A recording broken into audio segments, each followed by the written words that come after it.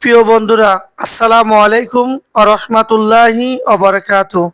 আজকে ছোট্ট একটা ভিডিও নিয়ে আসলাম আপনাদের সামনে। এই টাকাটা মানে কি আপনারা জানেন? এই টাকাটা আপনার কাছে যদি না থাকে, এই পৃথিবীতে আপনার কোনোই মূল্য নাই। এই টাকাটা আপনার কাছে থাকলে আপনি সমাজের নামি দামি একটা ব্যক্তি, সমাজে ভালো একজন আপনার মানুষ। এই টাকাটা আপনার কাছে যদি থাকে, সন্তানের কাছে আপনি একটা ভালো বাবা। এই টাকাটা যদি আপনার কাছে থাকে, স্ত্রীর কাছে আপনি একটা ভালো স্বামী। এই টাকাটা যদি আপনার কাছে থাকে, মা বাবার কাছে ভালো একটা ছেলে। এই টাকাটা যদি আপনার কাছে থাকে, তো এই পৃথিবীতে ভালো একটা অবস্থান হবে।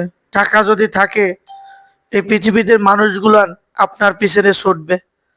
টাকা যদি থাকে, এই সমাজের আপনি ভালো মন্দ সব কিছু উপভোগ করতে পারবেন।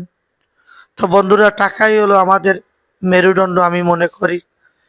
তো বন্ধুরা, ভালো থাকেন, সুস্থ থাকেন, এটাই কামনা করি। তো সবাই আসলে আমরা টাকাকে অনেক অপচয় করি। টাকা কিভাবে সাশ্রয় করা যাবে এই চিন্তাধারা করি। ভালো থাকেন, সুস্থ থাকেন, আল্লাহ।